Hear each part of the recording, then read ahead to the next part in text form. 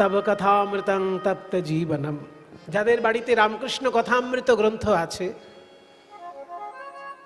দুটোই তো প্রধান অমৃত গ্রন্থ আমাদের বাংলার, একটা রামকৃষ্ণ কথামৃত আর একটা চৈতন্য চরিতামৃত। এই দুটি অমৃতের হাঁড়ি যদি আপনার বাড়িতে থাকে, তাহলে দেখবেন ক্ষুধা তৃষ্ণার কষ্ট আপনাকে কষ্ট দিতে পারবে না, সাংসারিক দুঃখ আপনাকে কষ্ট দিতে পারবে না। এই দুটো অমৃতের হাঁড়ি বাড়িতে রাখতে হবে। একটার নাম রামকৃষ্ণ কথামৃত আর একটার নাম চৈতন্য চরিতামৃত। এই রামকৃষ্ণ কথামৃত গ্রন্থটি যখনই খুলবেন, বই শুরু হওয়ার আগে দেখবেন একটা পাতায় একটা সংস্কৃত শ্লোক আছে। একটা শ্লোক দিয়ে শুরু, রামকৃষ্ণ কথামৃতম। আর সেই শ্লোকটা এই 31 নম্বর অধ্যায়ের 9 নম্বর শ্লোক। তব কথামৃতম তপ্ত জীবনম কবিভিरीडितম কল্মষাপহম শ্রবণমঙ্গলম শ্রীমদাততাম ভুবি গৃহন্তি তে ভূরিদা जना। হে নন্দনন্দন যশোদা জীবন, হে দামোদর হে শ্রীমাধব। কি সুন্দর কথা বাবা, তব কথামৃতম। ওই জন্য রামকৃষ্ণ কথামৃত কথাটা শব্দটা ওখান থেকে নেওয়া হয়েছে। শ্লোকটা শুরুটাতেই হচ্ছে তব কথামৃতম। যেহেতু রামকৃষ্ণ কথামৃত নাম, এই নামটা এখান থেকে নেওয়া হয়েছে। তব মানে তোমার, তোমার সেটাকে সংস্কৃতে তব বলে। তব কথামৃতম, তোমার কথারূপী অমৃত। কথাটাই যেন অমৃত। কখনো কখনো গান যেন অমৃতের মতন শোনায়, তেমনি কখনো কখনো কথা এমন আছে যেগুলো অমৃতের মতো শোনায় এবং অমৃতের কাজ করে, শুধু শোনায় না। অমৃত কি করে? অমর করে দেয়।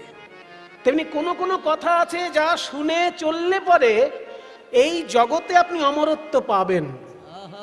যেমন এই যে সুন্দর মন্দিরটি তৈরি হয়েছে, যিনি তৈরি করেছেন তিনি যদি পরলোক গমনও করেন, তিনি কিন্তু মানুষের কাছে অমর হয়ে থাকলেন। কীর্তির ইয়স্য সজীবতি। কিছু কিছু কথা এমন আছে যা শুনে মেনে চললে পরে এই জগতেই আপনি অমর হয়ে থাকবেন। আপনি সুন্দর সাহিত্য রচনা করতে পারলে অমর হয়ে যাবেন।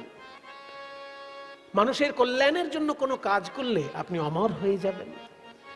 তাই অমর করে দেওয়াই অমৃতের কাজ। চৈতন্য মহাপ্রভুর কথা এবং রামকৃষ্ণদেবের কথা মানুষকে অমর করে দেবার পথ দেখিয়েছে। তাই কথামৃতম। তব কথামৃতম কি করেছে না তপ্ত জীবনম। এই শ্লোকটা আসলে একটা প্রশ্নের উত্তরে বলা হয়েছে। প্রশ্নটা খুব মজার প্রশ্ন। মানে কিছু মনে করবেন না, আমাদের মুনি ঋষিগণ আমাদের ভগবানকে শুধুমাত্র ভয়ঙ্কর শাসক হিসেবে প্রতিষ্ঠা করেননি। অন্যান্য ধর্মে দেখবেন ভগবান মানে একটা ভয়ের ব্যাপার, তার উপাসনা না করলে নরকে যেতে হবে। কিন্তু আমাদের ধর্মের মুনি ঋষি বলছেন যে ভগবান কখনো কখনো ভয়ঙ্কর সাজেন যখন দরকার পড়ে, যখন অসুর বিনাশ করতে হয়, যখন বদমাইশ লোককে ঠান্ডা করতে হয়, তখন ভগবান ভয়ঙ্কর সাজেন। কিন্তু ভগবানের আসল রূপটা হচ্ছে তিনি খুব প্রেমিক, তিনি খুব রসিক। তিনি শুধুমাত্র কঠোর শাসক নন, তিনি রসিক এবং প্রেমিক। আর রসিক আর প্রেমিক যে হবে সে কিন্তু মিষ্টি মিষ্টি কথা বলতে পারে, কখনো কখনো আবার খোঁচা দেওয়া কথাও বলতে পারে। তো এই শ্লোকের প্রশ্ন যেটা কৃষ্ণ করেছেন গোপীদের কাছে, সেটা খোঁচা দেওয়া কথা। খোঁচাটা হচ্ছে যে গোপীগণ বলছে হে কৃষ্ণ দেখা দাও নিলে মরে যাচ্ছি, দেখা দাও মরে যাচ্ছি, নাহলে দেখা দাও নিলে মরে যাচ্ছি, এগুলো বলেছেন এর আগে। এবার কৃষ্ণ আড়াল থেকে হঠাৎ বলছেন কই এখনো তো মরলে না, মরে দেখাও, তারপর দেখা দিচ্ছি। যদি সত্যিই তোমরা কেউ আমাকে ভালোবাসো তাহলে এখনো মরনি কেন? এইটা হচ্ছে প্রশ্ন। মজার প্রশ্ন না? যে তোমরা বলছো ভালোবাসি, না দেখলে থাকতে পাচ্ছি না। তো ভালোবাসার প্রমাণ তো এই যে প্রিয়তমকে না দেখলে সে মরে যায়। শুনেছি কবিতা টবিতায় লেখা আছে যে প্রিয়তমকে না দেখলে প্রিয়তমা মরে যায়। তো এখনো তোমরা মরনি কেন? মরনি যখন, তাহলে ঠিক ঠিক ভালোবাসো না। এই কথাটা কৃষ্ণ বলছেন গোপীদেরকে, আর তার উত্তরে গোপীগণ এই শ্লোকটা বলছে যে আমরা মরিনি কেন? তব কথামৃতম, আহা তোমার কথারূপী অমৃত আমাদেরকে বাঁচিয়ে রেখেছে, মরতে দেয়নি। তব কথামৃতম, আমাদের মরতে দেয়নি, মরণাপন্ন অবস্থা আমাদের, কিন্তু মরতে পারছি না ওই কথামৃতের জন্য।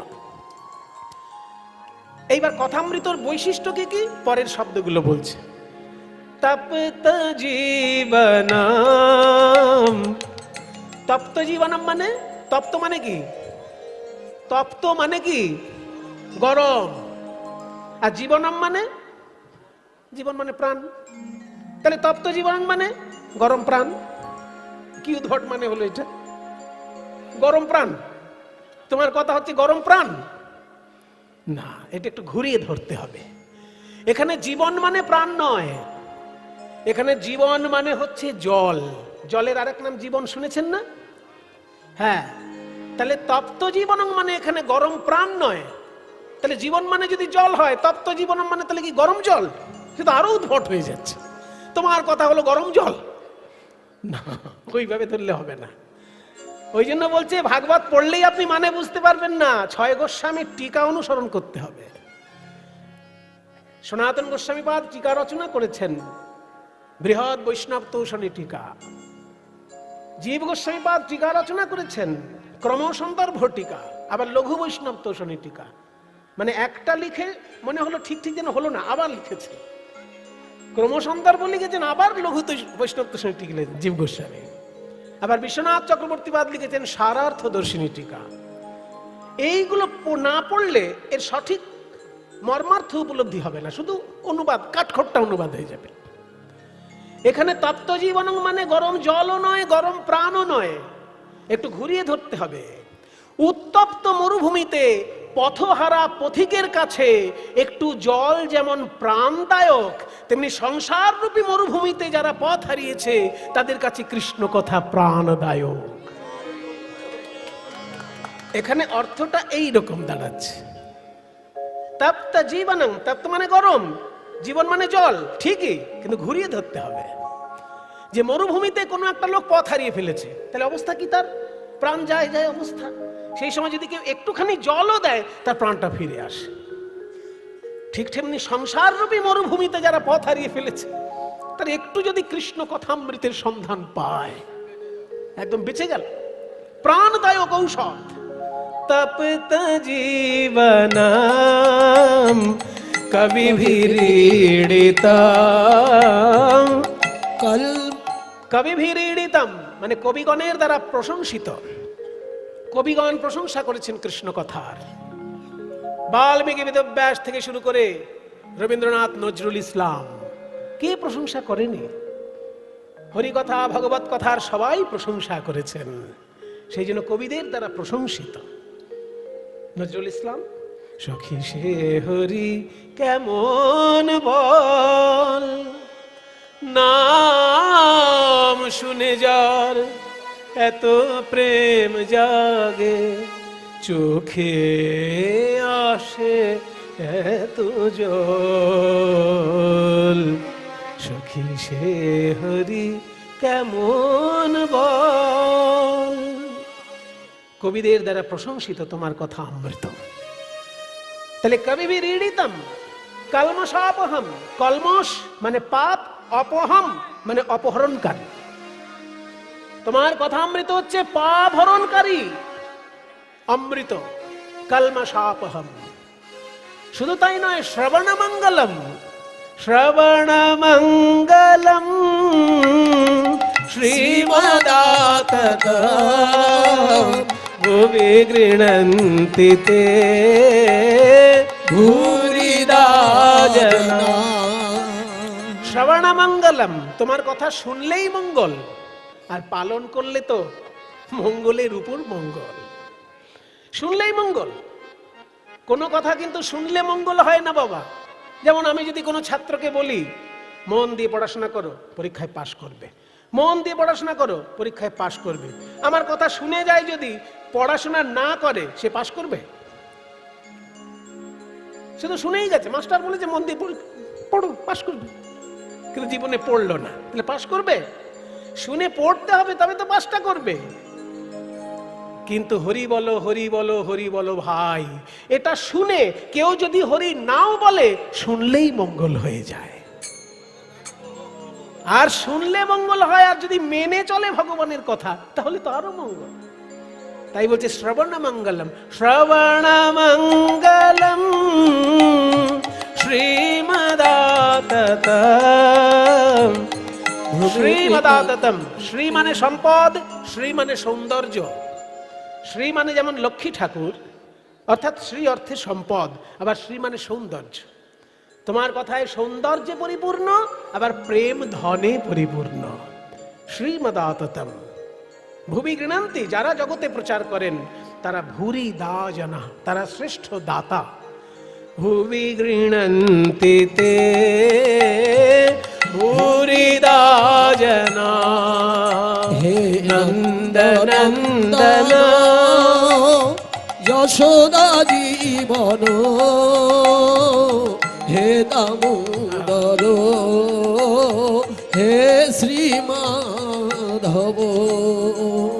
যে সংস্কৃত শ্লোকটি আমি ব্যাখ্যা করলাম, এটা ভাগবতের রাসলীলার বর্ণনার একটা গুরুত্বপূর্ণ অধ্যায়ের শ্লোক। কিন্তু সাধারণ মানুষ রাসলীলার নাচ গান শুনে এমন অভ্যস্ত যে এই কঠিন জিনিসগুলো তাদের সাধারণত হজম হতে চায় না।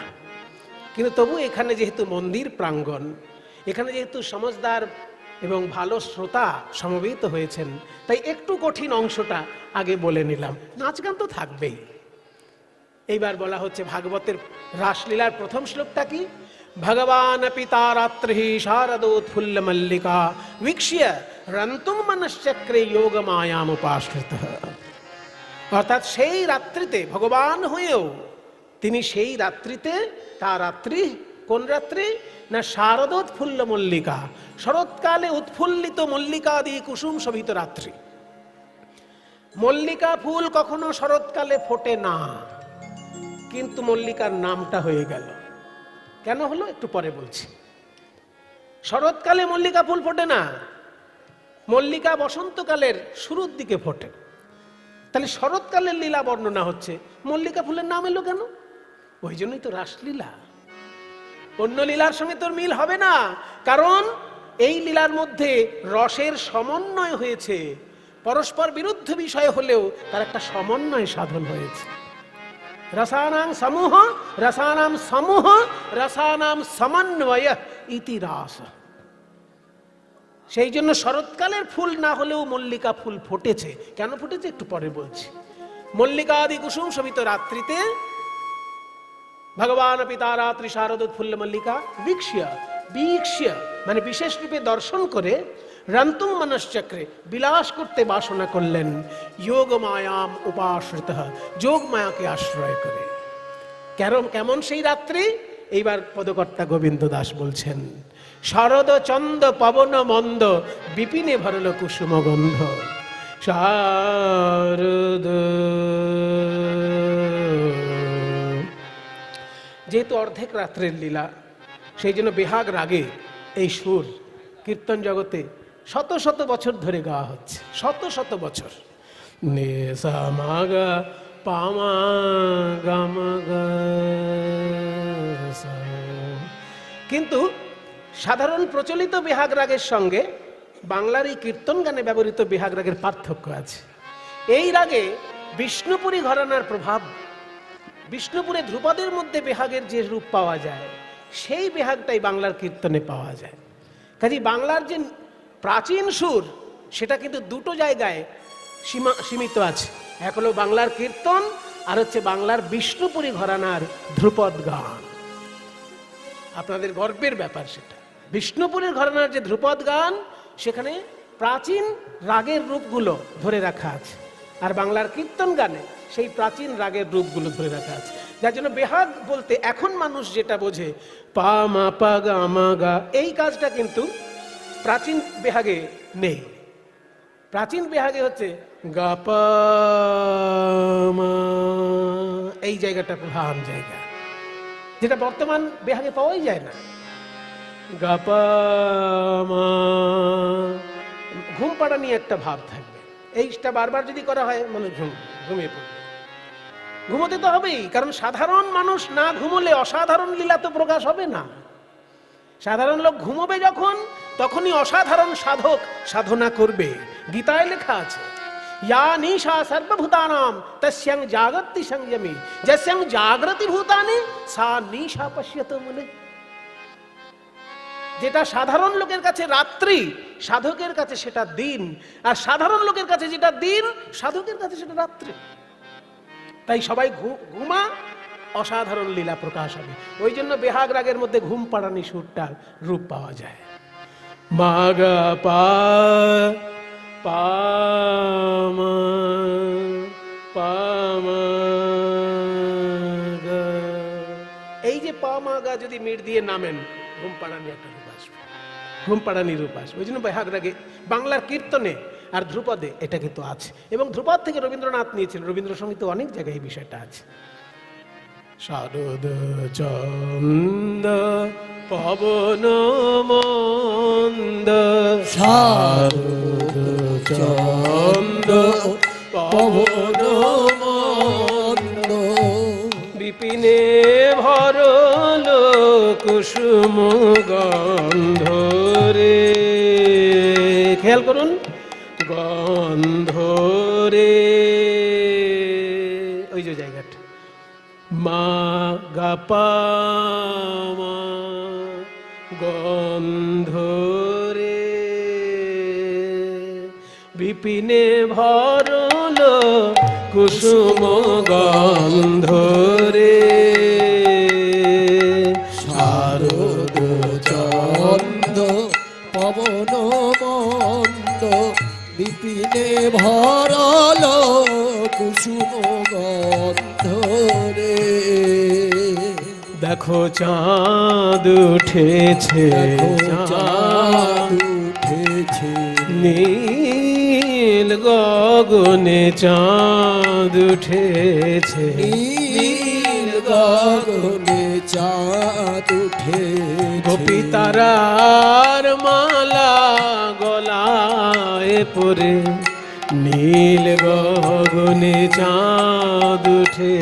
গোপী তারার মালা গলায় পরে, নীল গগনে চাঁদ উঠেছে। গোপী তারার মালা, আকাশে যেমন চারিদিকে তারা, তারার মালা পরে আকাশে যেমন চাঁদ উঠেছে, তেমনি হৃদয় আকাশে চারিদিকে গোপী, মাঝখানে কৃষ্ণ। হৃদয় আকাশেও কৃষ্ণ চাঁদের উদয় হয়েছে। গোপী তারার মালা গলায় পরে, নীল হৃদয় আকাশে চাঁদ উঠেছে। গোপী তারার মালা গলায় পরে, হৃদয় আকাশে চাঁদ উঠেছে। ফুল্ল মল্লিকা মালতী যুথি, ফুল্ল মল্লিকা মালতী যুথি, শোভারে শোভারে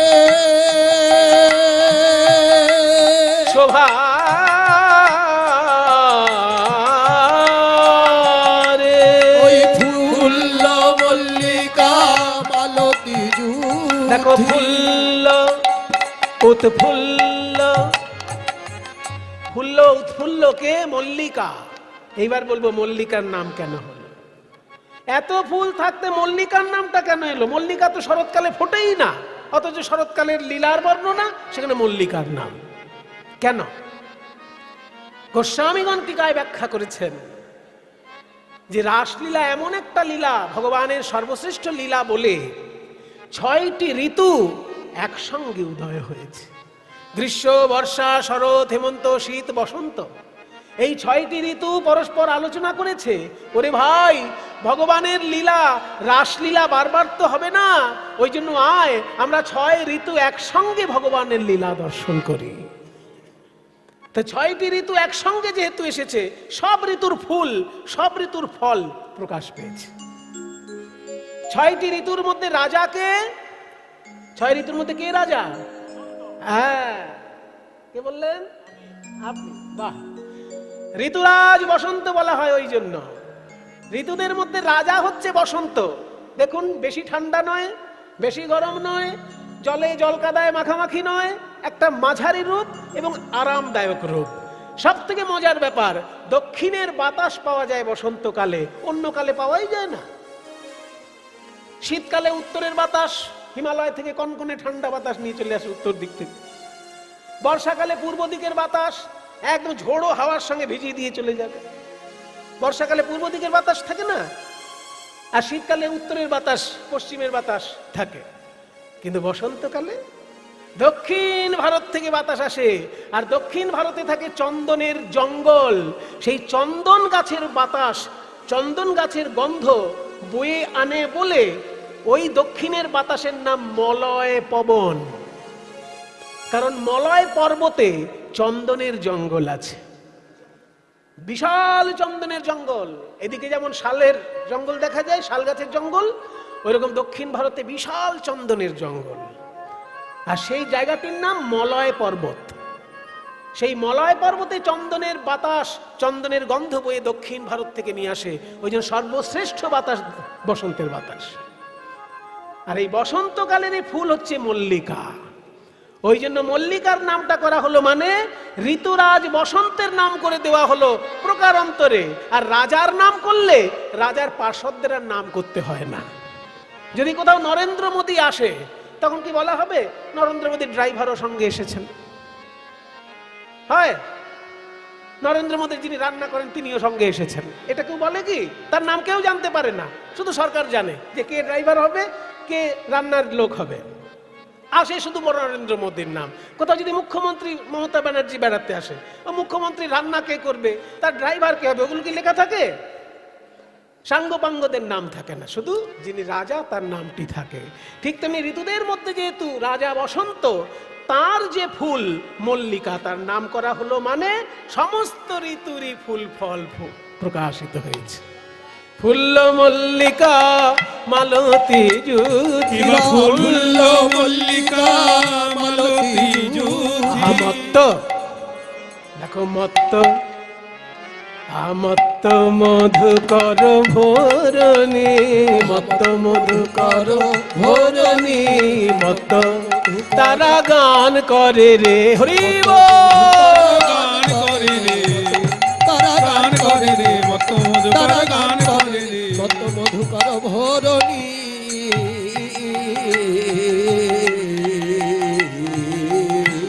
আহা, কি অপূর্ব শোভা। হেরত রাতি ऐसन भांति, হেরত রাতি ওই ছানো ভাতি,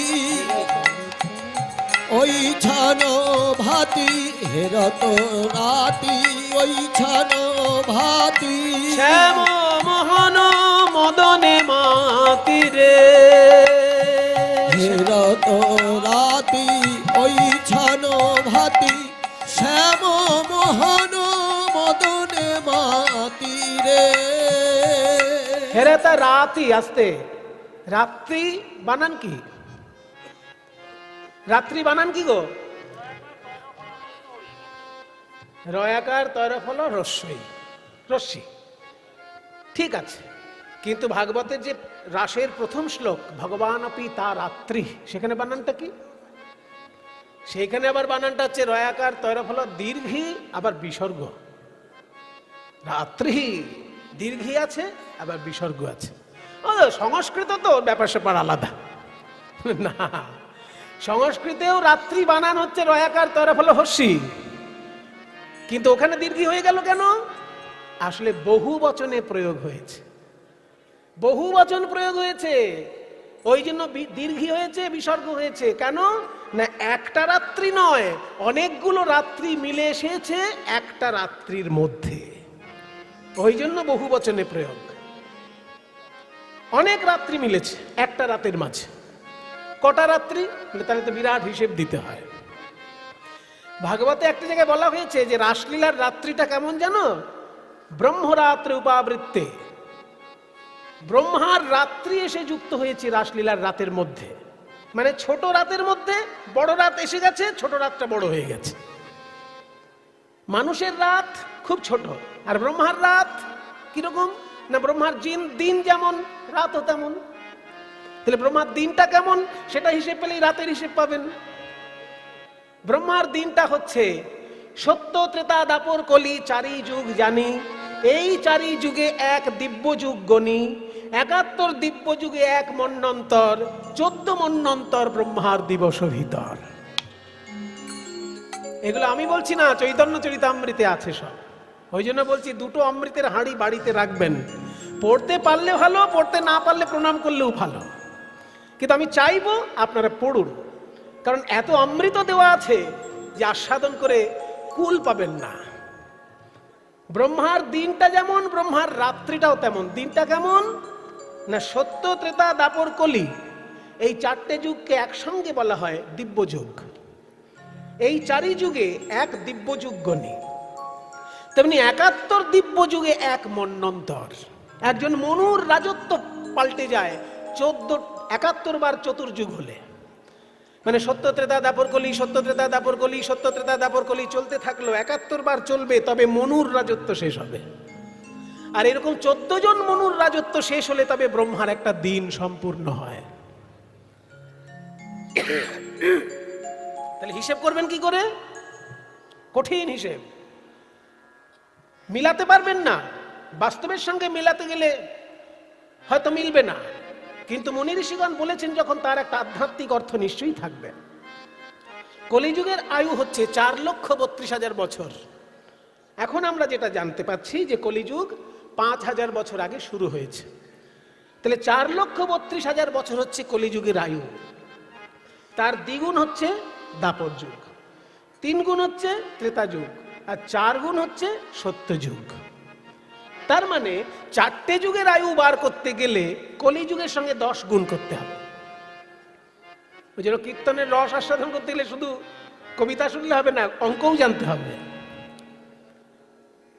৪টে যুগের আয়ু বার করতে গেলে কলিযুগের আয়ুর সঙ্গে ১০ গুণ করতে হবে। তার মানে ৪,৩২,০০০ সঙ্গে ১০ গুণ করো, একটা শূন্য বাড়িয়ে দাও, তাহলেই তো ১০ গুণ হয়ে গেল। এবার তার সঙ্গে ৭১ গুণ করতে হবে, তার সঙ্গে ১৪ গুণ করতে হবে। মানে ৪,৩২,০০০ গুণ ১০ গুণ ৭১ গুণ ১৪, এত বড়টা যখন দাঁড়াবে সেটা হচ্ছে ব্রহ্মার দিন।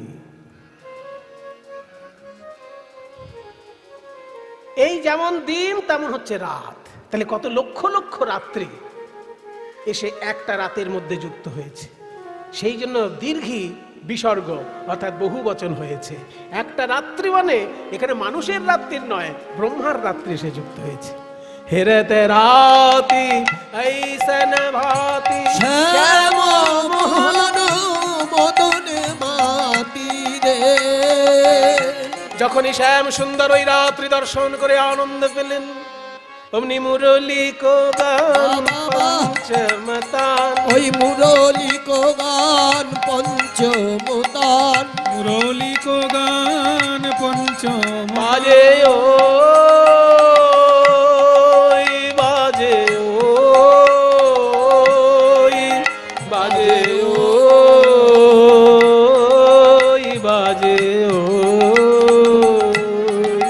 বাজে ও বাজে ও বাজে ও বাজে ও बाजे मुरली को गान पंचमता, বাজে মুরলী কো গান পঞ্চমতান, पंचमतान। এখানে পঞ্চমতান মানে কি? শ্রীকৃষ্ণের বাঁশিতে যে সুরটি বাজলো সেটা কি সুর? পঞ্চমতান। এখানে পঞ্চম তান মানে কি? পা, সারে গামা পা। আমাদের সঙ্গীত শাস্ত্রে পঞ্চম বলতে পা কে বোঝায়, সা কে বলে ষড়জ, সা ষড়জ।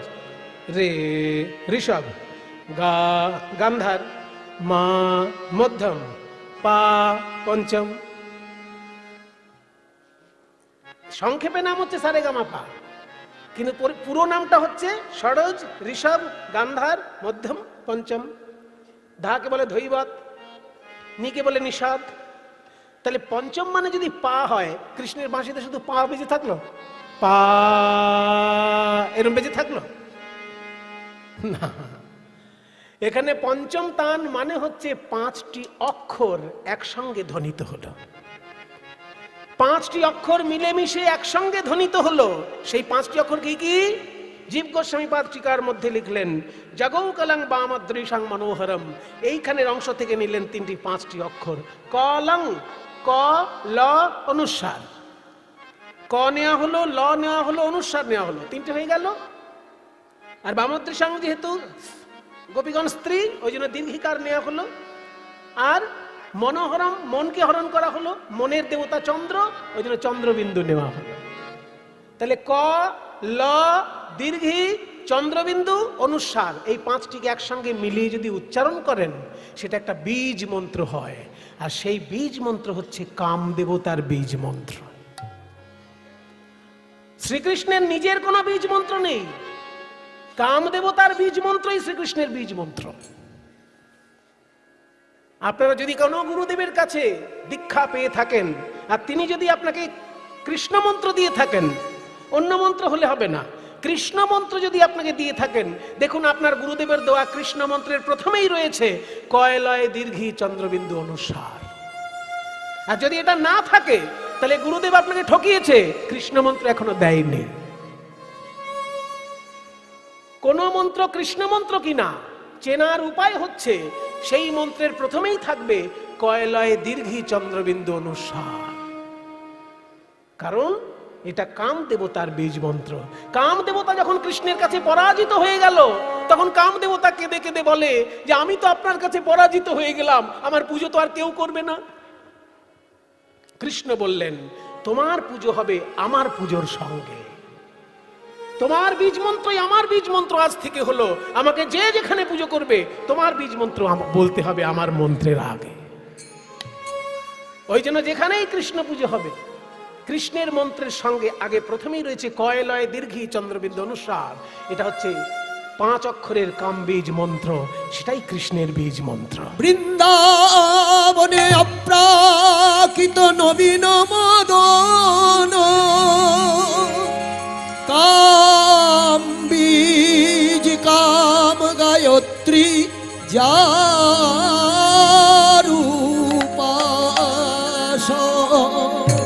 সেই অক্ষর চন্দ্র হয় কৃষ্ণে করি উদয়, ত্রিজগত কইল প্রেম। ওই জন্য জগৌ কলং বামাদৃশাং মনোহরম মুরলিক গান পঞ্চমতান, বাঁশিতে বাজলো কয়লয় দীর্ঘি চন্দ্রবিন্দু অনুসার। আর সেই বীজ মন্ত্র যখনই ব্রজগোপীর হৃদয়ে এলো, অমনি কৃষ্ণের জন্য তাদের প্রেম জাগ্রত হলো। মুরলিক গান পঞ্চমতান, মুরলিক গান পঞ্চমতান, কুলবতী চিত চরণী, কুলবতী চিত চরণী, কুলবতী চিত হরে নীল রে, গৌর হরে চিত হরে নীল রে, কুলবতী চিত হরে নীল রে, চিত হরে নীল রে, কুলবতী চিত চরণী।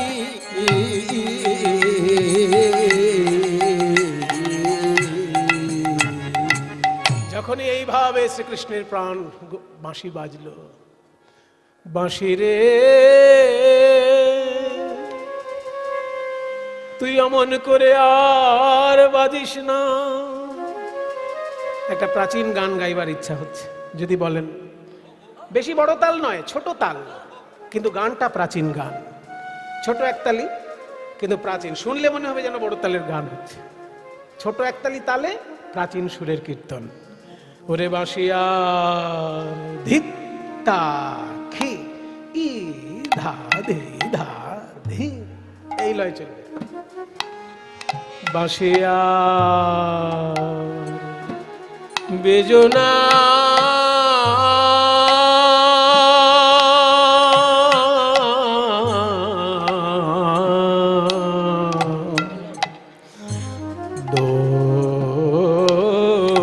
দোহাই দোহাই বন্ধু।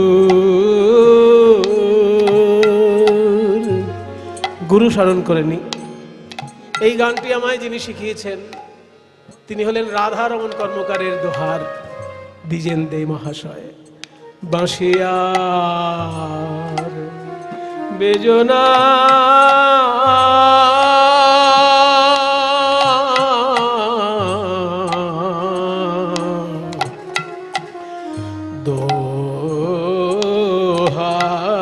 দোহাই দোহাই বন্ধু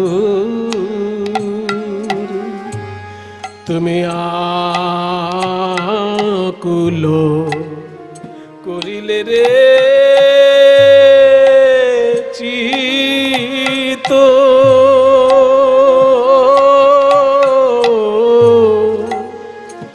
আমার মজালে দুকুল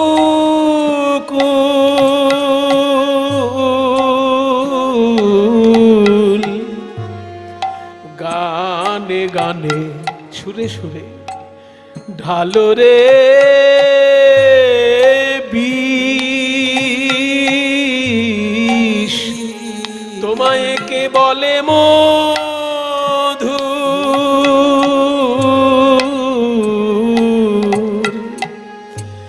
এখন আমার চলিতে না চলে পদ চলিতে না চলে পদ আমার চলিতে না চলে পদ বাঁশিরে তোর গান গান শুনে রে আমার চলিতে না চলে পদ বাঁশিরে তোর গান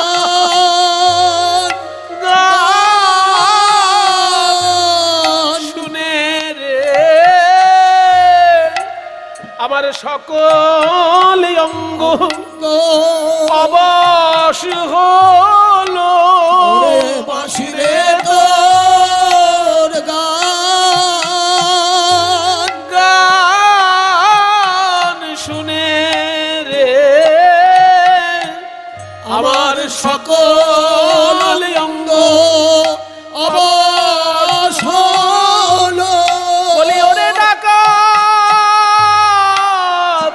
মুরলি আমার সকল অঙ্গ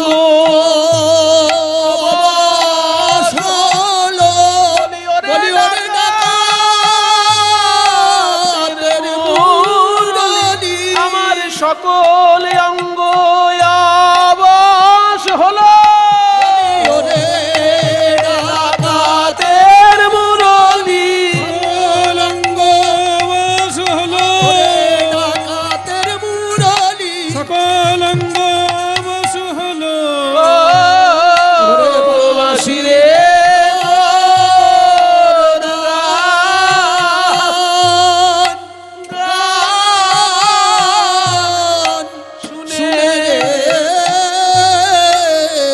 এখন আমার চলিতে না চলে পদ বলো কৃষ্ণ কত দূর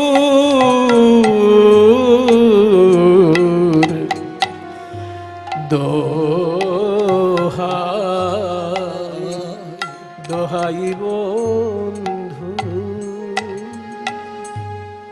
এই হচ্ছে আসল কীর্তন মায়েরা। কীর্তন নিয়ে এখন আসরে আসরে ছেলে খেলা শুরু হয়েছে। যে যা খুশি বলে যাচ্ছে আর যে যা খুশি গেয়ে যাচ্ছেন, আর আপনাদেরও দোহাই আপনারা মন দিয়ে শুনেও হরিবোল বলে হাত তুলে দিচ্ছেন। কিন্তু এটাই হচ্ছে আসল কীর্তন, যে রূপটা আপনারা শুনলেন। আমার বহু জন্মের ভাগ্য ভালো যে এই গুরুদের আমি সান্নিধ্য পেয়েছিলাম, তাই এইরকম মূল্যবান বাংলার সর্বশ্রেষ্ঠ সঙ্গীতের এই সর্বশ্রেষ্ঠ রূপটা আমি আমার গুরুদের কাছ থেকে পেয়েছিলাম। জীবনে প্রথম যার কাছ থেকে এই রস আমি পেয়েছি তিনি হচ্ছেন যামিনী মুখার্জির দোহার নীলমণি দাস। তারপরে যার কাছ থেকে এই রস পেয়েছি রবীন্দ্র ভারতী বিশ্ববিদ্যালয়ের শ্রীখোলের অধ্যাপক মনোরঞ্জন ভট্টাচার্য। তারপরে হরিদাসকর মহাশয়ের দোহার বৃন্দাবন বণিক মহাশয়, তিনি কীর্তনের অধ্যাপক ছিলেন রবীন্দ্র ভারতী বিশ্ববিদ্যালয়ের। তারপরে দ্বিজেন দে, যার নাম করলাম, তিনি হচ্ছেন রাধারমণ কর্মকার মহাশয়ের দোহার। এবং নবদ্বীপের সরস্বতী দাস মহাশয়া, তিনিও হরিদাসকরের প্রিয় ছাত্রী।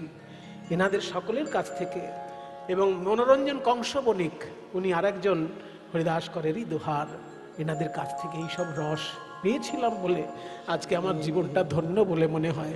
তা নাহলে আমিও হয়তো সাধারণভাবে নেচে গিয়ে বেড়াতাম আর লোকে পয়সা দিত, হাত তুলে হরিবুল বলতো।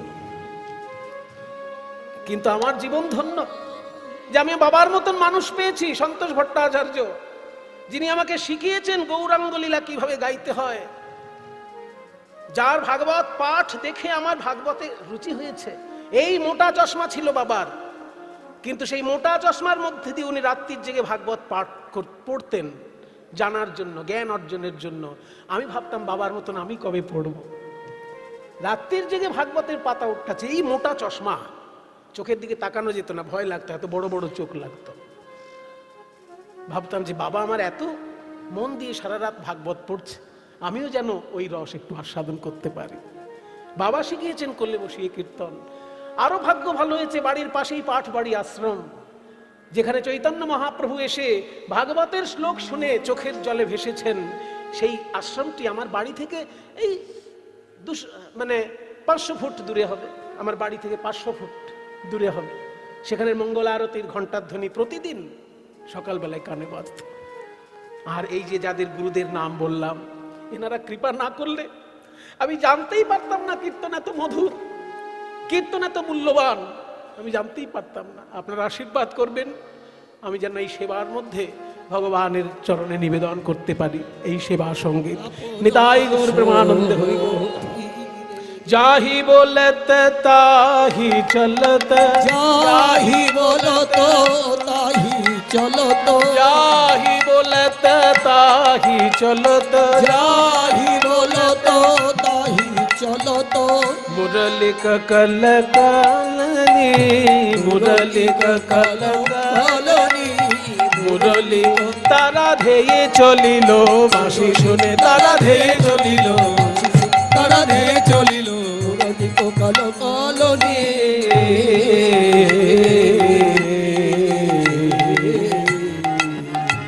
কে কিভাবে যাচ্ছেন? শিথিল ছন্দনি বিকবন্ধ, শিথিল ছন্দনি বিকবন্ধ, বেগে অতি বেগে, অতি বেগে ধাওত যুবতী বৃন্দ রে। শিথিল ছন্দনি বিকবন্ধ, বেগে ধাওত যুবতী বৃন্দ রে। তাদের খসত বসন রসন চলি, খসত বসন রসন চলি, গোপী যায় কৃষ্ণ অনুরাগে গোপী।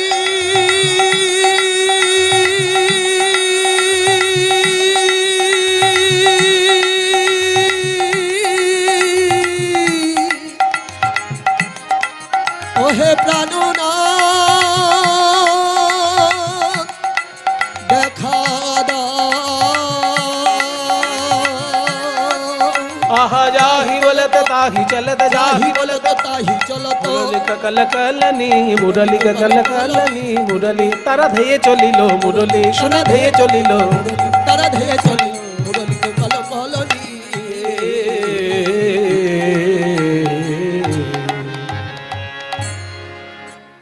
গোপীগণকে কিভাবে যাচ্ছেন? কারোর বাড়িতে হয়তো গুরুজন এসে গেছে, তার সেবা করতে হচ্ছে, কিন্তু বাঁশি বাজলো, মনটা ছটপট ছটপট করছে। কোন গোপীর যখন পাগল হয়ে উঠেছেন বাঁশি শুনে যাওয়ার জন্য, সেই বাড়িতে কঠোর শাসক রয়েছেন গুরুজন। এই গোপী, ইস আধি রাত মে কাহা যাওগি? স্বামী করছে কি, গোপীকে ধমক দিচ্ছে। গোপী বলছে, আজ আমায় তুমি বাধা দিও না, আজ যদি বাধা দাও আর কোনোদিন আমায় দেখতে পাবে না। চুপ করো, কোনোদিন তোমায় দেখতে পাই না পাই, আজকে তোমার বাইরে যাওয়াই চলবে না। কে আছিস? গোয়াল ঘর থেকে গরু বাঁধা দড়ি নিয়ে আয়, এই গোপীর হাতে পায়ে আষ্টে পৃষ্ঠে বেঁধে রাখ। যখনই ওই গোপীকে হাতে পায়ে আষ্টে পৃষ্ঠে বেঁধে রেখেছে, গোপী তখন প্রাণ গোবিন্দের উদ্দেশ্যে বলে, হে গোবিন্দ, এই সংসারের লোক দেহ বড় ভালোবাসে, তাই দেহকে তারা দড়ি দিয়ে বেঁধে রেখেছে, কিন্তু আমার মনকে তো বাঁধতে পারবে না, প্রাণকে তো বাঁধতে পারবে না। তাই বলি, ওরে আমার মন, ওরে আমার প্রাণ, তুই যদি সত্যিই কৃষ্ণ ভালোবাসিস, এই সংসারের দেহ সংসারে পড়ে থাক। ওরে আমার প্রাণ, তুই একবার কৃষ্ণ বলে চলে যা রে।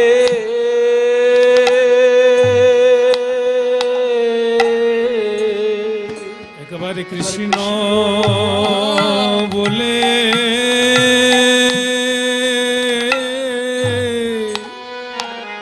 চলে যা রে। ওই বাঁশরিয়া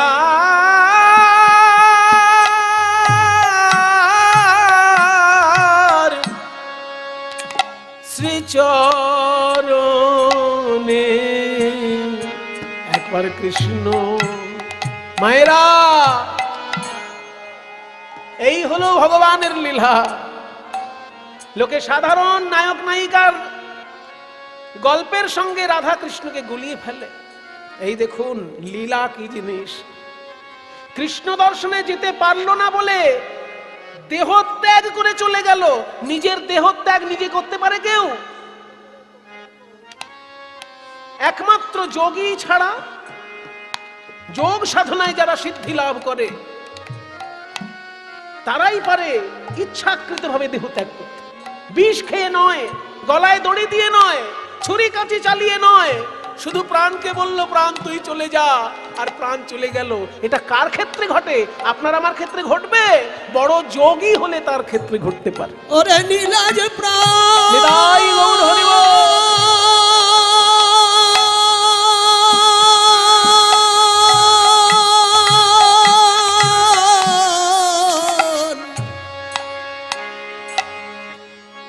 যে ঘর কৃষ্ণ ভজতে দেয় না,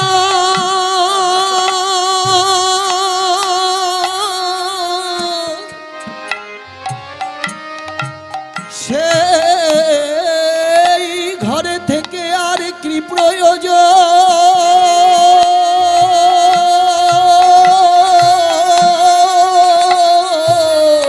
सुनत गोपी प्रेम रूपी मनहि मनहि आपना सोपी, যাহি বলতে তাহি চলত। প্রাণ ত্যাগ করে দিল। সম্ভব সাধারণ কোন মানুষের দ্বারা? ওই জন্য এটা লীলা। সাধারণ গল্পের সঙ্গে এই লীলাকে গুলিয়ে ফেলবেন না। কৃষ্ণ বলে চলে যা রে বাঁশরিয়ার শ্রীচরণে, সেই ঘরে থেকে আর কি কাজ আছে, যে ঘরে কৃষ্ণ ভজন করতে দেয় না। ওরে প্রাণ, ঘরে থেকে আর কি কাজ আছে?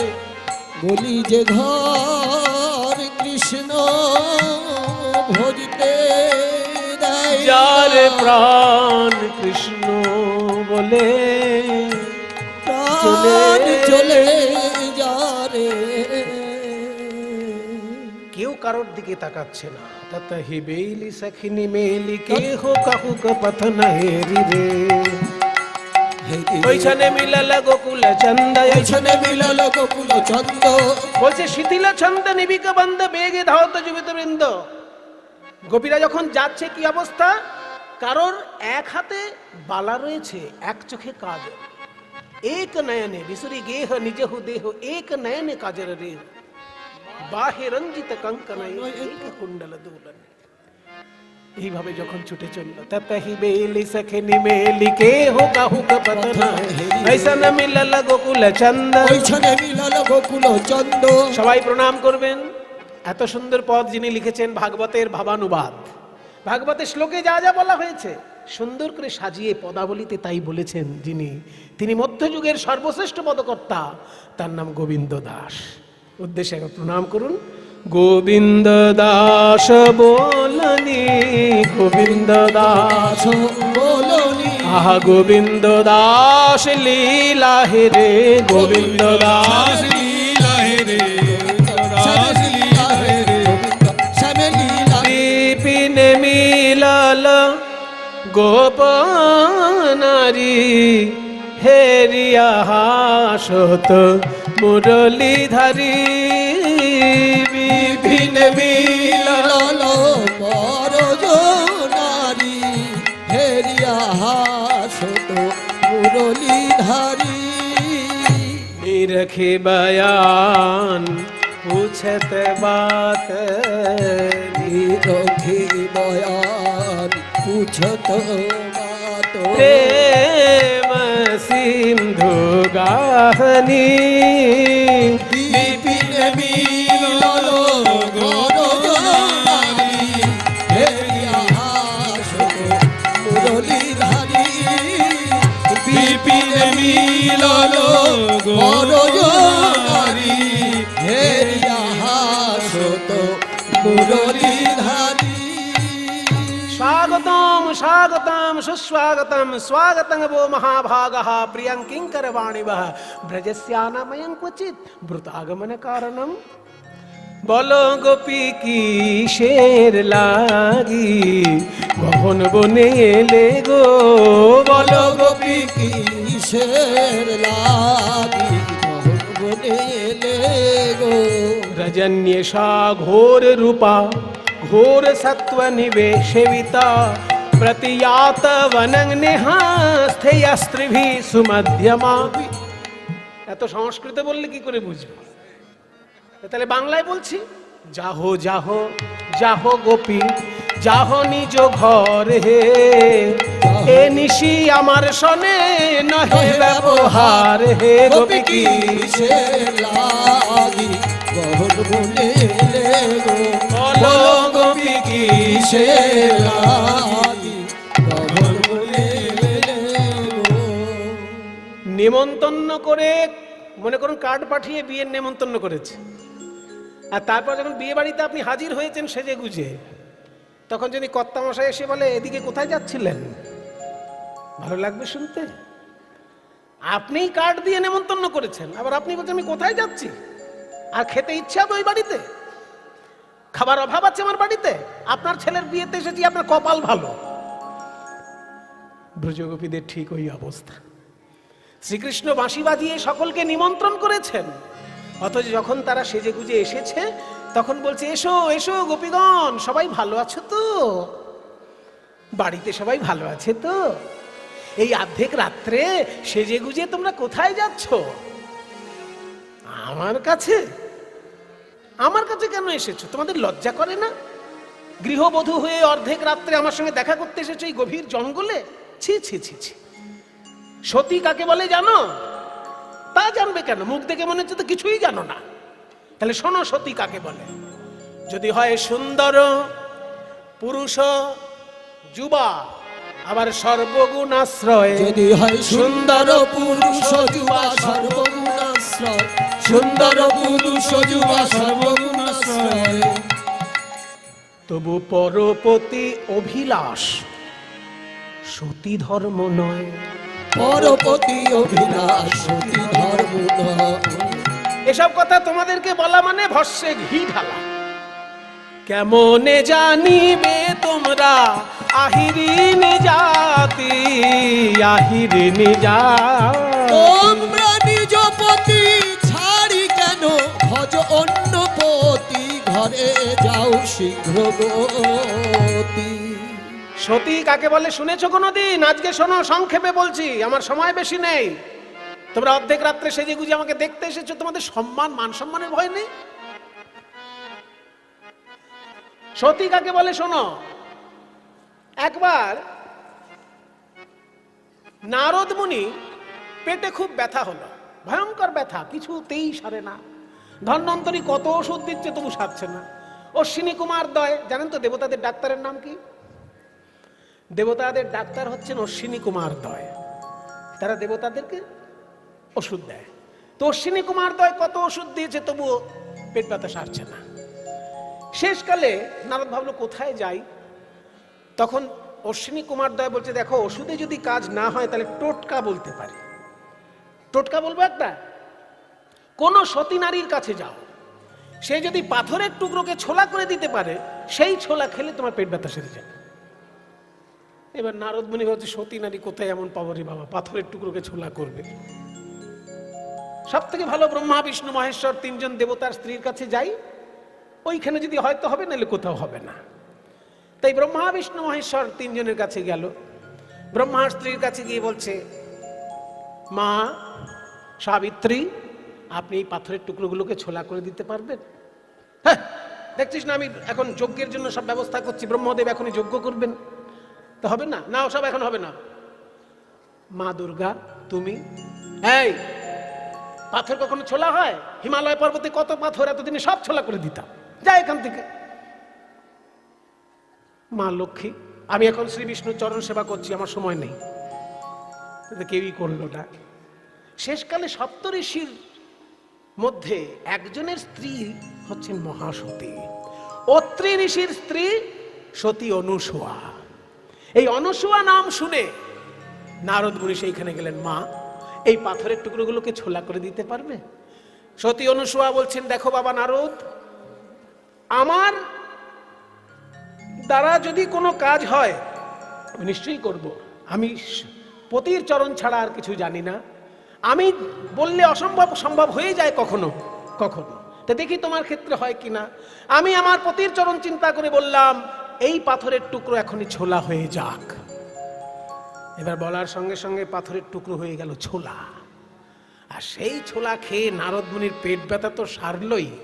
নাচতে নাচতে নারদ মুনি গিয়েছেন কৈলাসে, বীণা বাজাতে বাজাতে মা দুর্গার সামনে নেচে নেচে, জয় মা অনুসূয়া, জয় মা অনুসূয়া, জয় মা অনুসূয়া।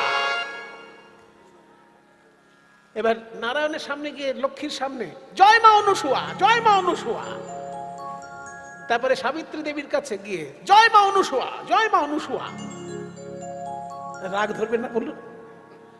তখন সাবিত্রী, লক্ষ্মী আর পার্বতী এই তিনজন নিজ নিজ স্বামীকে বলছে যে আমাদের চোখের সামনে এসে নারদ নাচছে আর সতী অনুসূয়ার নাম করছে, আপনি তিনজন মিলে এখনই গিয়ে এমন একটা কিছু কাণ্ড করুন যাতে সতী অনুসূয়ার নাম আর আমাদের সামনে না করে।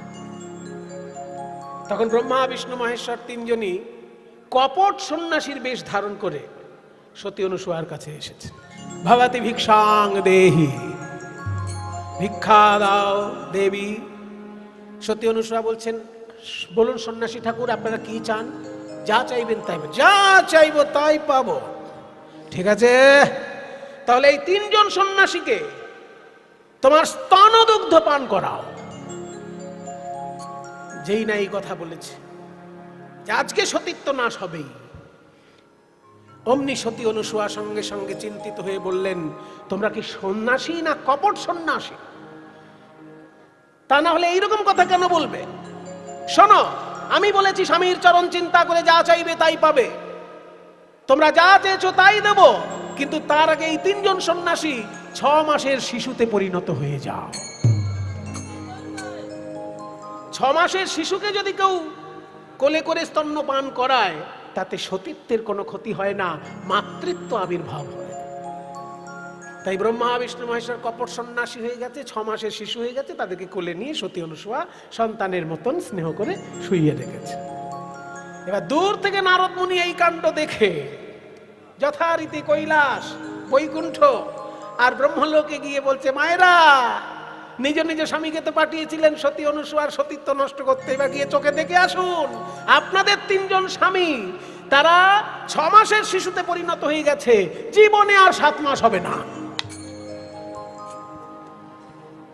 এবারে এই শুনে লক্ষ্মী, পার্বতী, সাবিত্রী 3 জন এসে সতী অনুসূয়ার কাছে করজোড়ে করেছে যে আমরা দেবী হয়ে যে কাজ পারিনি, আপনি মানবী হয়ে সেই কাজ করেছেন, আপনি ঋষি পত্নী, আমাদের প্রণাম গ্রহণ করুন, আমাদের স্বামীকে ফিরিয়ে দিন, আমরা ভুল করেছি, আপনার চরণ ধরে ক্ষমা চাইছি।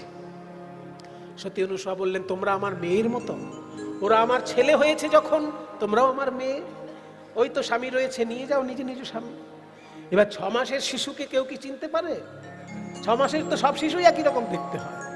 এর স্বামীও নিয়ে টানাটানি করছে।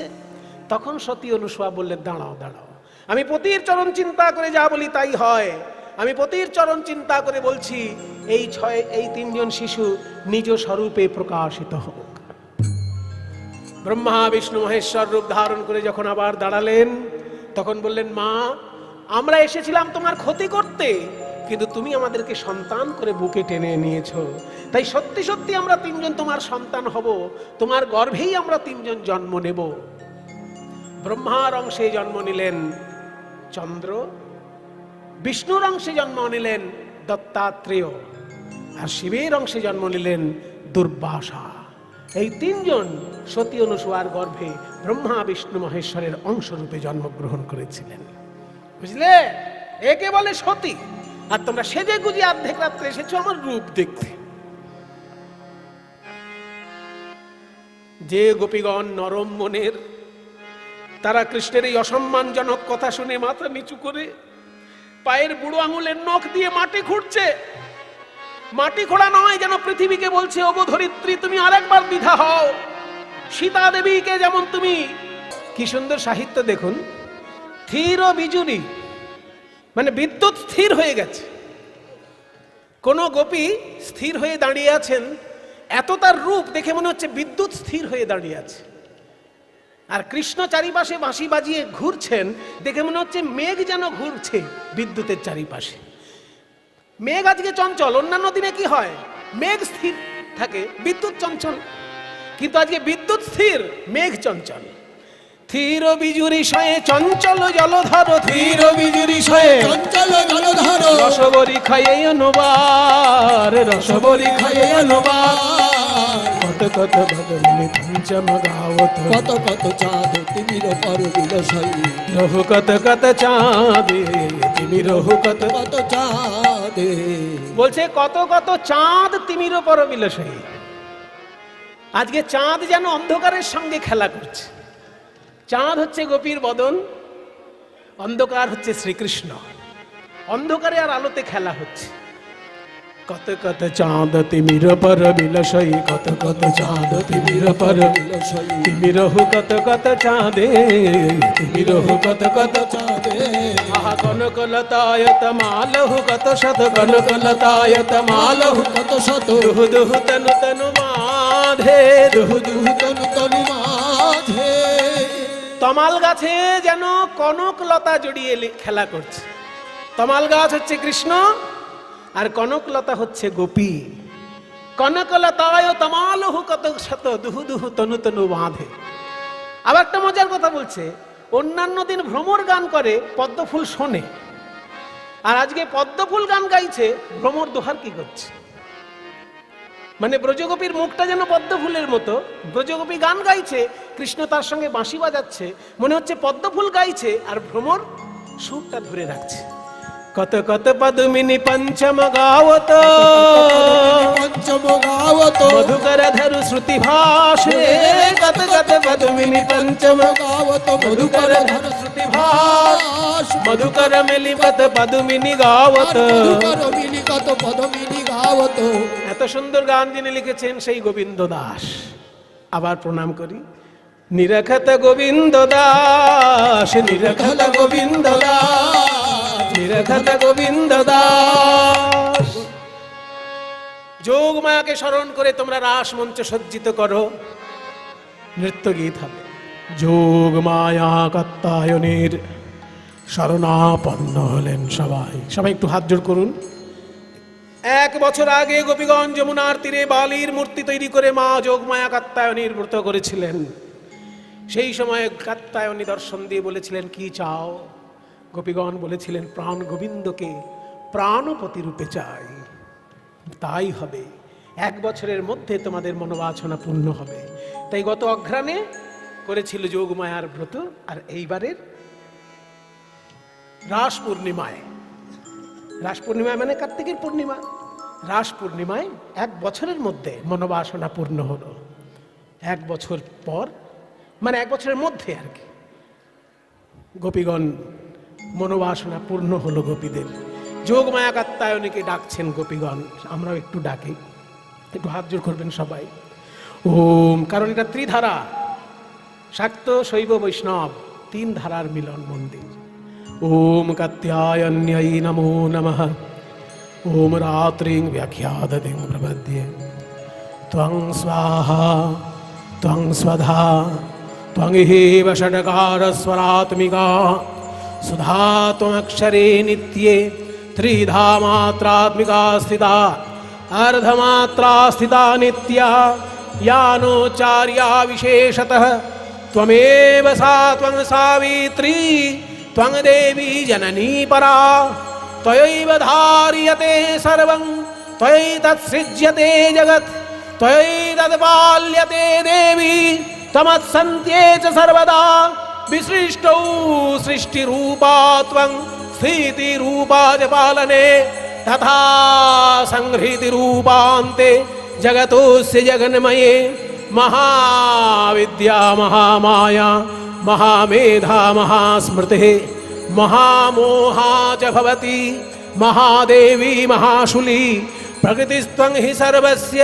गुणत्रय विभाविनी कालरात्रिर्महारात्रिर्मोहरात्रिश्चदारुणा त्वं श्री त्वमेश्वरी त्वं ह्रीस्त्वं बुद्धिर्बोधलक्षणा लज्जा पुष्टिस्तथा तुष्टिस्त्वं शान्तिः क्षान्तिरेव च खड्गिनी शूलिनी घोरा गदिनी चक्रिणी तथा शङ्खिनी चापिनी बाण भूषुणी परिघायुधा सौम्या सौम्यतरा शेष सौम्यभ्यस्त्वति सुन्दरी परापराणां परमा त्वमेव परमेश्वरी परानां परमा तमेव परमेश्वरी परापरानां परमा तमेव परमेश्वरी परापरानां परमा तमेव परमेश्वरी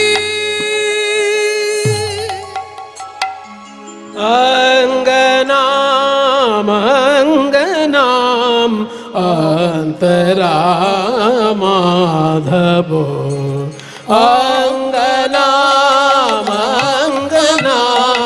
अन्तरा माधवं माधवं चान्तरेणाङ्गना अङ्गनामङ्गनाम् अन्तरा। এইটি বর্ণনা কে করেছেন জানেন? এনার সাহিত্য মহাপ্রভুর এত প্রিয় ছিল যে দক্ষিণ ভারতে ঘুরতে গিয়ে দর্শন করতে গিয়ে মহাপ্রভু এনার সাহিত্য সঙ্গে করে এনেছিলেন। ইনি হচ্ছেন বিল্লমঙ্গল ঠাকুর। বিল্লমঙ্গলের লেখা এই কবিতাটি। ইত্থমা কল্পিতে মণ্ডলী মধ্যগো ইত্থমা কল্পিতে মণ্ডলী মধ্যগো वेणुना संजगो देवकी नंदनो वेणुना संजगो देवकी नंदनो अंगना अंगना अंतरा अंगना अंगना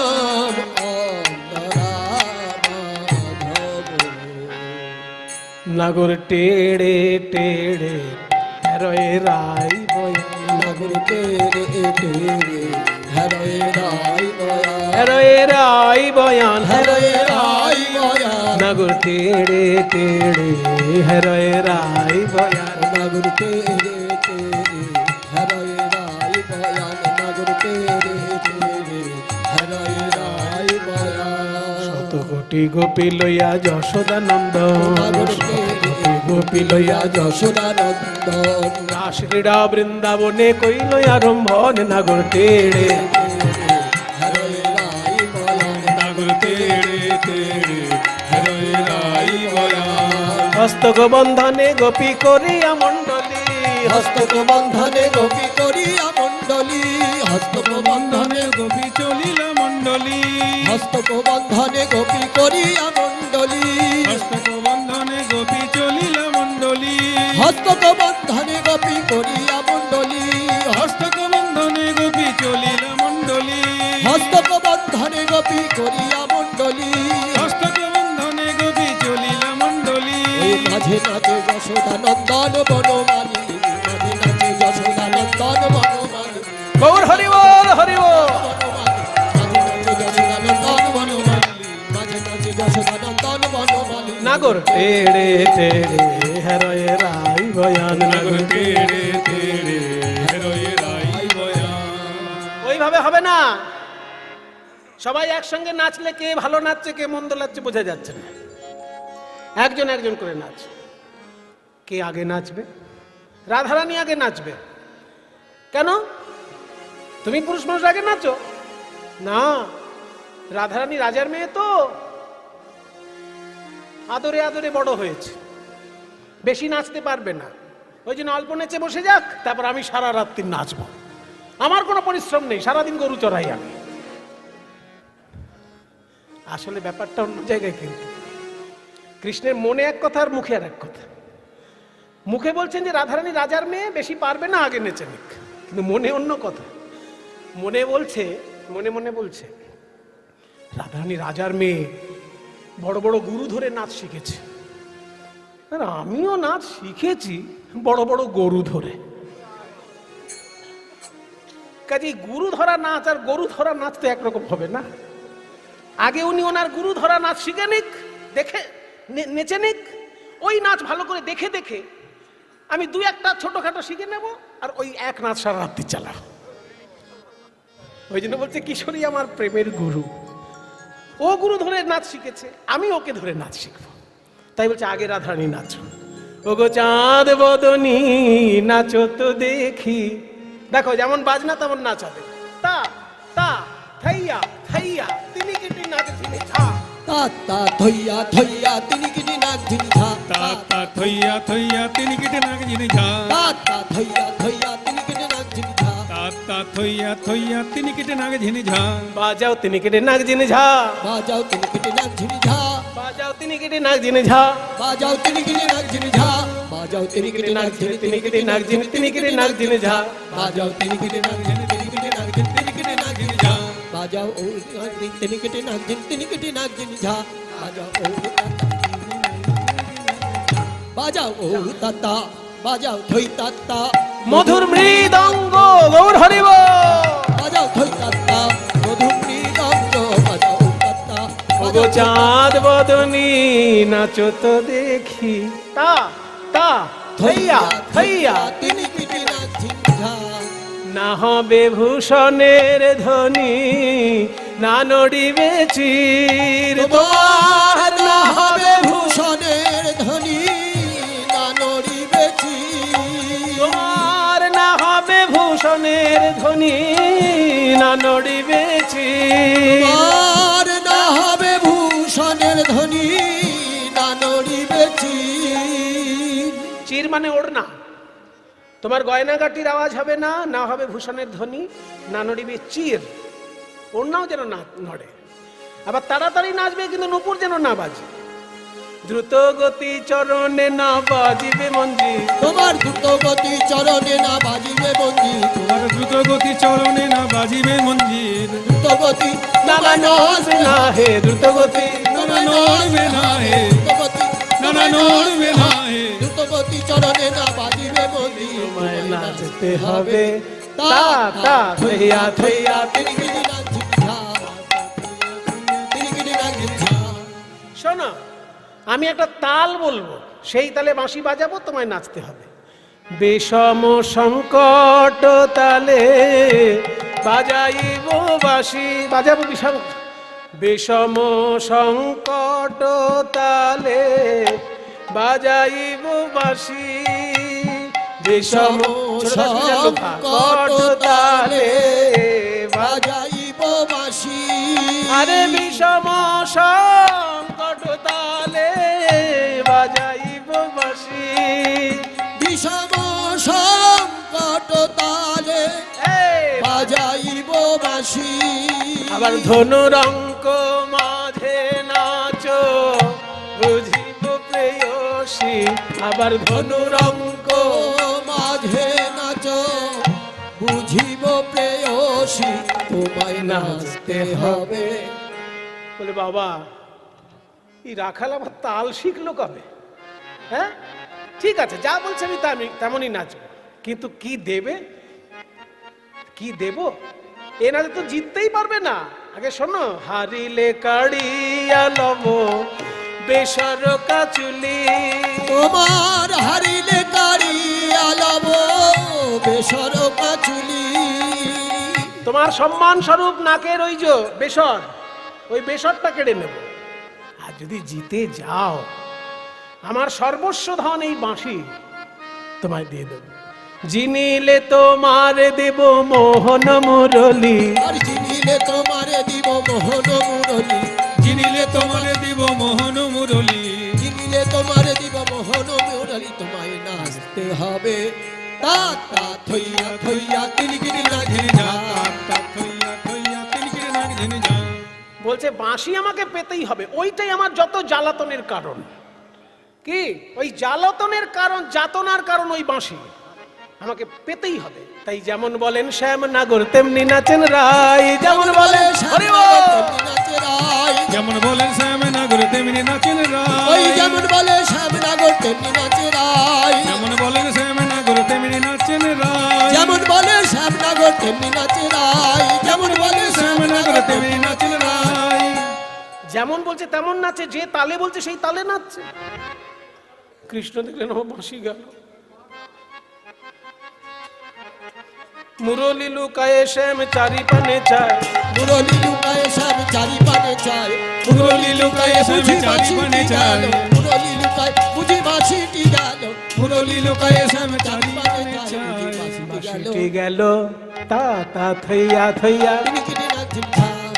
কৃষ্ণের ওই অবস্থা দেখে সবাই আরো বেশি করে রাধারানীর জয়ধ্বনি দিয়েছে। বলো রাধা রানী কি, রাধা রানী কি, রাধা রানী কি। মায়েরা আমি যখন বলবো রাধা রানী কি, আপনারা উলুধ্বনি দেবেন, আর বাবারা জয় বলবেন। দেখি কোনটা জোরে হয়। বলো রাধা রানী কি।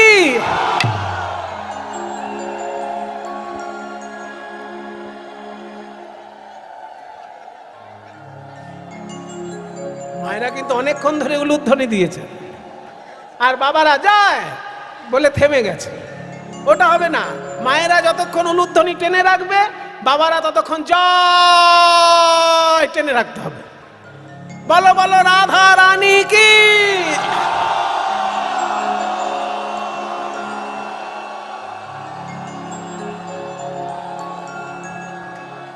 সবাই বলে রায়ের জয়, নাগর হারিলে।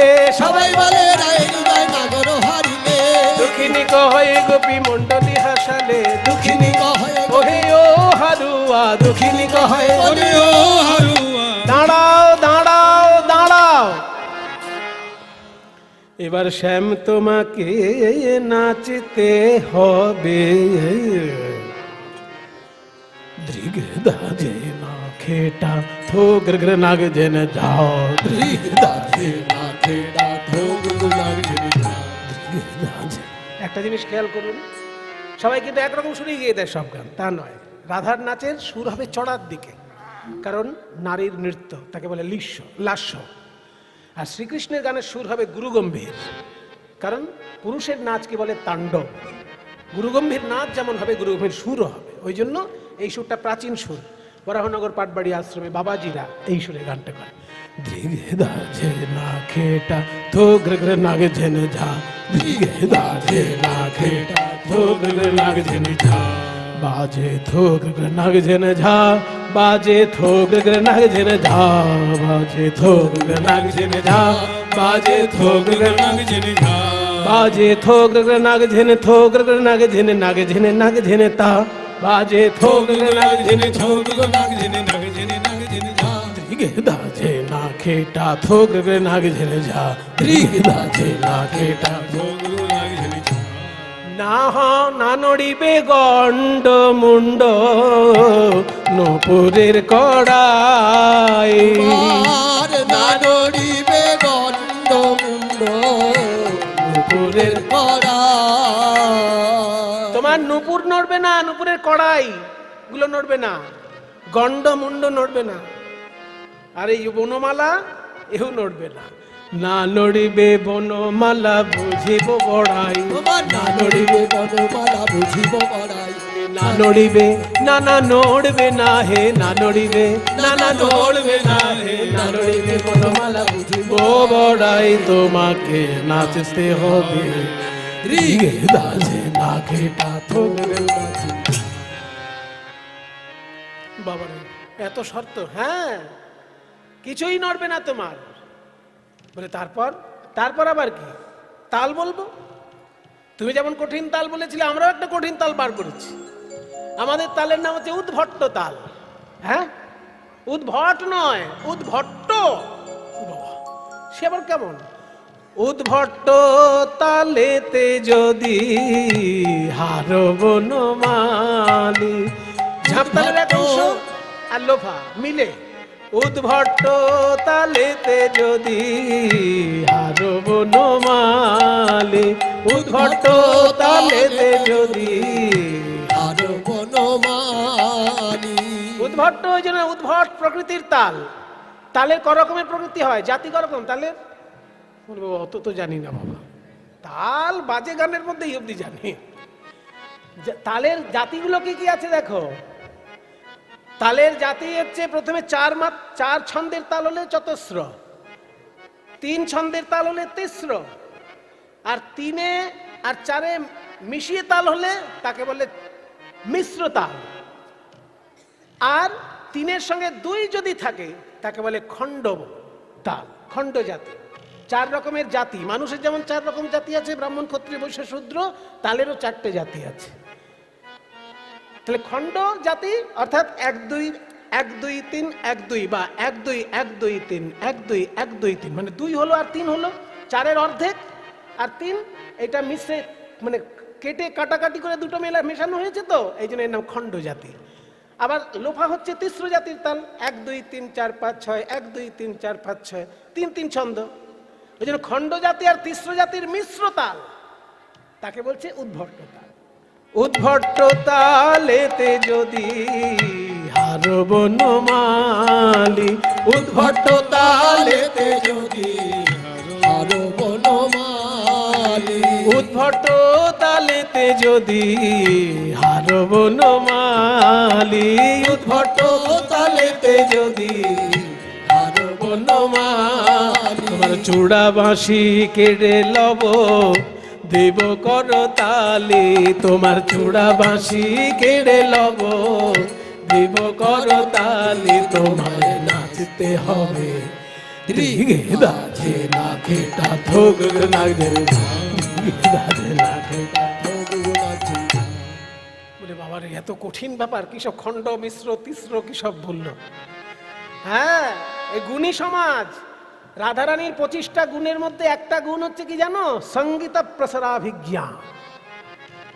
সঙ্গীতের সমস্ত ক্ষেত্রে তার সার্বভৌমত্ব রয়েছে, সুনিপুণ বিচরণ সঙ্গীতের সমস্ত ক্ষেত্র। আর সঙ্গীতের ক্ষেত্র কয়টি? 3টি। গীতং বাদ্যং তথা নৃত্যম ত্রয়ং সঙ্গীত উচ্যতে। গান, বাজনা এবং নাচ, এই 3টে মিলে সঙ্গীত বলা হয়, বুঝেছো? এই জন্য এই কঠিন তালে তোমায় নাচতে হবে। বলে বেশ, চেষ্টা করব। তারপর যদি জিন রাইকে দিব আমরা হব দাসী। যদি জিনরাইকে দিব আমরা হব দাসী। যদি জিততে পারো তাহলে রাধারানীকে আমরা দিয়ে দেব আর আমরা দাসী হয়ে থাকবো। আর না যদি পারো তাহলে কারাগারে নিক্ষেপ করব। নইলে কারাগারে থব দুঃখিনী শুনে হাসি। নইলে কারাগারে হব দুঃখিনী শুনে হাসি। এখানে একটা দেখুন সাহিত্য রস। কারাগারে কারাগারে কারাগারে কারাগারে কার আগারে কার আগারে। একদিকে কারাগার মানে জেলখানা, কিন্তু অন্তর্নিহিত অর্থ কি বলছে? কার আগারে। আমাদের এই হৃদয় কারাগার ছাড়া আর কার আগারে রাখবো তোমায়? কারাগারে রাখবো চির জনমের মতো, কারাগারে রাখবো চির জনমের মতো। কারাগারে চির জনমের মতো কারাগারে রাখবো তোমায়। দুঃখিনী শুনে হাসি তোমায় নাচতে হবে। ধীরে দাঁড়ে না খেটা। আরে বা ধীরে দাঁড়ে না খেটা। আরে বা ধীরে দাঁড়ে না খেটা। তিনবার ঝা ঝা ঝা। বলে রাধা কৃষ্ণের আলাদা নৃত্য দেখলাম, এবার দুজন একসঙ্গে নাচ আমরা নয়ন ভরে দর্শন করি। রাধা শ্যাম নাচে রে, নাচে ধনু অঙ্ক পাতিয়া। রাধা উলুধ্বনি উলুধ্বনি। নাচে ধরু অঙ্ক পাতিয়া। রাধা শ্যাম নাচে রে, নাচে ধনু অঙ্ক পাতিয়া। মঞ্জির মুখ এ বড় কৌতুক, মঞ্জির মুখ এ বড় কৌতুক। কিনে কিনে কিনিয়া রাধা শ্যাম নাচে। নাচে ধরু অঙ্ক পাতিয়া। আহা রঙ্গভঙ্গি করি নাচে রাসবিহারী। রঙ্গভঙ্গি করি নাচে রাজবিহারী। রঙ্গভঙ্গি করি নাচে রাসবিহারী। রঙ্গভঙ্গি করি নাচে রাজবিহারী। গোবিন্দ দাস হেরি মাতিয়া। রাধা শ্যাম নাচে রে, নাচে ধনু অঙ্ক পাতিয়া। শ্যাম নাচে রে। পূজনীয় মহারাজ দু এক কথা বলবেন আপনাদের কাছে। আসুন। আজ ত্রিধারা মিলন মন্দিরের বাৎসরিক উৎসবের অঙ্গ হিসেবে পরিগণিত রাস উৎসবের তৃতীয় দিবস পার করে চতুর্থ দিবস। প্রতি পবিত্র ত্রয়োদশী তিথি থেকে যাত্রা শুরু হয় এখানে, যদিও একাদশী থেকে হওয়া উচিত, তথাপিও সময় এবং পরিস্থিতি পড়ে উৎসবের অঙ্গকে একটু খর্ব করে আমরা ত্রয়োদশী চতুর্দশী পূর্ণিমা 3 দিন ঠাকুরজি রাজ সমারোহে যাত্রা করেন। আজ চতুর্থ দিবস। এই দিনে আমাদের প্রখ্যাত কীর্তনিয়া, আমার অত্যন্ত স্নেহাস্পদ এবং ভাতৃপ্রতিম শ্রী সুমন। একসময় আমরা একই সঙ্গে থাকতাম উত্তর কলকাতার বিভিন্ন জায়গায়, আমাদের সঙ্গে আমাদের পরিচয় ছিল। আজ বহুদিন পরে, প্রায় 28 বছর পরে আবার তার সঙ্গে দেখা হলো। তো এক সময় এটা হওয়ারই ছিল। ভজন বাবার মনের একটা সংকল্প ছিল, বাবা আমি একটি কীর্তন পরিবেশন করাবো এবং তার সুমনকে দিয়েই করাবো। তো ধৈর্যের বাঁধ কালে পূর্ণ হলো। এক সময় হঠাৎ ফোন গেল আমার কাছে গত সপ্তাহে যে বাবা আমি এখানে এসেছি, একটা গান হচ্ছে, আমি তাহলে এখানে ব্যবস্থা করে যাচ্ছি, আমাদের রাস উৎসবের পরের দিন হবে। আজ সগৌরবে ত্রিধারা মিলন মন্দিরের তরফ থেকে আমার এই ভাতৃপ্রতিম পরম কীর্তন আনন্দপ্রদায়ী তার সুস্থ সবল শরীর রাধা বল্লভের চরণে প্রার্থনা করি, যেমন এমনভাবেই সুললিত কণ্ঠে শত শত সহস্র সহস্র লক্ষ লক্ষ ভক্তকে সে আনন্দ দিতে পারে। কীর্তন আনন্দের সুধা যে পান করে এই পীযূষ মাধুরী তারই জানা, অন্যের পক্ষে জানা সম্ভব নয়। তো আজ তিনি এবং তার সম্প্রদায় যে সুন্দর সুষ্ঠ তাল তরঙ্গ মান বর্তমান রেখে করলেন সেটা ঠিক, তবে একটু আকাঙ্ক্ষা রয়ে গেল, এটা থাকাই স্বাভাবিক। অসীম আকাশের ছায়া অতল সমুদ্রের কাছে গেলে কিছুটা অনুভব হয়, ছোট থালায় জল নিয়ে তো আর সারা আকাশের ছায়া দেখা যায় না। তাই সময়ের পরিসরে এত বড় কীর্তন ব্রহ্মরাত্রিব্যাপী, চতুঃসহস্রবহর সান্নিধ্যে ব্রহ্মার একটি দিবস, চতুঃসহস্রবহর সান্নিধ্যে ব্রহ্মার একটি রাত্রি, 4000 বছরের লীলা কি আর 3 ঘন্টার মধ্যে পরিবেশন করা সম্ভব? তাই তবে অধ্যাপক মানুষ, আমি আশা করেছিলাম কিছু, আমরা পূর্বেও আলোচনাও করেছিলাম যে কীর্তন রসমাধুরীর মধ্যে তত্ত্বের ভেতরে যে তত্ত্ব আছে, যা চেতনাত্মক জীব শিক্ষা, ফুলে মধু আছে, ফুলে হাত দিয়ে জিভে দিলে তো মিষ্টি লাগে না, তার মধ্যে প্রবেশ করতে হয়। এই রাস তত্ত্বে সমস্ত যোগগুলো, জ্ঞান যোগ, ক্রিয়া যোগ, ভক্তি যোগ, 3টের সংমিশ্রণ হচ্ছে এই রাস।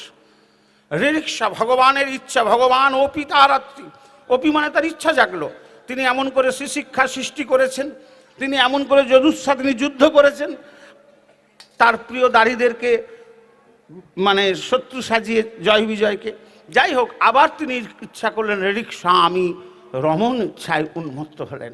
এই গোপীর সঙ্গে গোপীনাথের মহামিলন তত্ত্বের মধ্য দিয়ে আমাদের জীবাত্মা পরমাত্মার সমন্বয়, আমাদের যে একটা অদ্ভুত, এর মধ্যে অনেকগুলো পর্ব আছে, সেটা উনি জানেন, সে ভাণ্ডারে আছে, কিন্তু সময় অভাবে পরিবেশন করতে পারলেন না।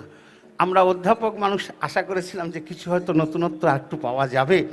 তো যাই হোক, সঙ্গীতটি কিন্তু কোনো সময় এক অংশ ফাঁকি দেননি, পরিপূর্ণরূপে তিনি যথার্থ শাস্ত্রীয় মর্যাদা বজায় রেখে করেছেন। একেই বলে কীর্তন।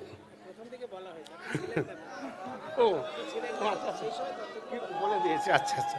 বলছে প্রথমের দিকে পরিবেশন হয়েছে, তখন অবশ্য আমি উপস্থিত ছিলাম না, আমি একটা সভায় গেছিলাম।